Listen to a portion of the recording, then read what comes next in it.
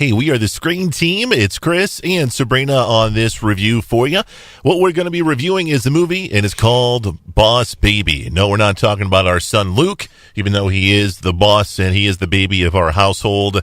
We're talking about the new animated film, I believe, from DreamWorks. Is it from DreamWorks? It's from some animation company that I thought it might be on the poster. I was looking back at the poster. Professional right now. I was looking back at the poster, but it is an animated film. And it is a film that I enjoyed immensely. I enjoyed it a lot. I enjoyed it a lot better than I thought I was going to. When I saw the trailer, I was like, this seems like a one-trick pony to me. There's not going to be any substance to it, not going to be any heart to it. I was wrong. I was pleasantly surprised with this film. But I have a feeling that my lady here is going to disagree with me on The Boss Baby. What were your initial thoughts when you saw The Boss Baby in theaters? Well, I had high expectations because of Alec Baldwin and some of the great voices. And I gather that Alec Baldwin never does anything that he doesn't have some kind of input on. And Boss Baby is Alec Baldwin. It's just him in a diaper. It's just crazy. So it definitely delivered on that expectation. There was some moments as a mom of a 4-year-old with him sitting right next to me that I just kind of went, what did they just say? What did they just do? And those were the funniest parts to me. Of course, because you like Family Guy. I don't. And so those things were a bit appalling to me. But at the same time, I just have to sit back and go, okay, we brought him here. We didn't go see it in advance, and so I was willing to take that chance. Is it going to be something that bites me in the rear end? No, probably not. But the movie is rated PG. It's not like it's not like it's rated PG-13 on. I realize that, and I'm being excessively sensitive about it. Yes. But the pacifier scene was funny. Was extreme. And there's this line, and they just kind of put one foot over it just to see what would happen, And I laughed at that. And that line, I came over and I laughed with everybody else. Other than that, there were some really great visual effects, and not like special effects, but just visualization, artistic creation, that they did such a great job of bringing a good laugh, like when the babies are coming down the spiraling chutes and the different things that are happening to Boss Baby's journey before he's ever even delivered where he's going, just really set the mood for what you were going to get for the rest of the movie, and coming off to a really good start is what they did. I loved the little kid, the little boy. I did too. Big brother was great. I felt something for him, and the parents. There wasn't too much of them because there didn't need to be. They're just a small element to the movie, and that they did it just right. They really focused on Boss Baby being the center of attention, and you really connect with him before it's all over with. You're just like, aw, he's so cute.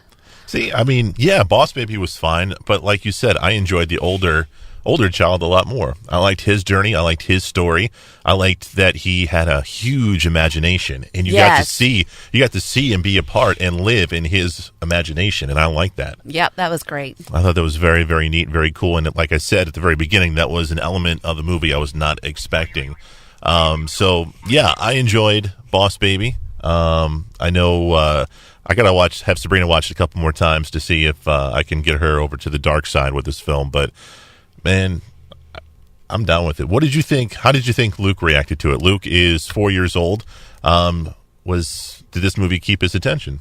Popcorn keeps his attention. That's true. And so if you keep popcorn in his lap, he's watching the movie. And he watched the entire movie. I expected him to fall asleep because it had been a long day, and he stayed awake. Yeah. So that's pretty much how we gauge on his take from a movie. If he stays awake and finishes off an entire bucket of popcorn, he enjoyed it.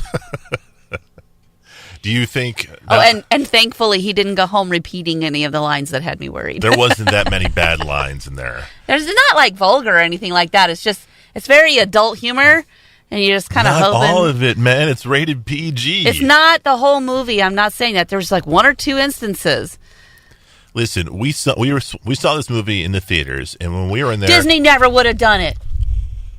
Just saying. There's many, many, many instances that Disney has gone over the line as well. Especially recently, yeah. All right. That's for a different time, different show. We saw this movie in theaters. When we saw it, there were tons and tons of family, tons of little ones in there too. And from what I remember, the kids were laughing a lot at this. Yeah. At this film. Yeah. So would you agree, even though you keep pushing that they crossed the line, I think it's a good family movie. No. I don't want to buy it. I do. I do want to buy it. And sadly, we'll probably end up with a copy of it, and then I'll be constantly just being worn down until I become completely numb to the few little things that bothered me. And that's how things work, I guess. Oh, my goodness. Is there anything we're missing? Did you care for all the voice actors in this? We've mentioned Alec Baldwin in it. I believe Lisa Kudrow was in it as well. Also, Jimmy Kimmel was in it. Usually my biggest hang up with voice selections for artists comes from the projection that the artist makes the movie or makes the character. And I object when they put a name and voice to a character that doesn't fit, right, because it's a big name and it will sell people into coming and seeing the movie. For instance, Alec Baldwin, not just a name, but a dynamic personality established in Hollywood as a character. So the man has to live up to his own expectations every day. It was very well suited for Boss Baby. Because his voice fits that kind of character. I mean, it's Alec Baldwin in a diaper. Right. So it fits perfectly. But some of the other characters, I couldn't have told you who they were. And that's how it should be. I should not be sitting here thinking I'm listening to Justin Timberlake, right, or whoever. I didn't know who they were, didn't care who they were. I focused on the story, and that was a success for me. There you go. The movie's called Boss Baby. You can find it on DVD. Coming up after the break, we've got a review of the movie City Slickers. It's next on KWOC.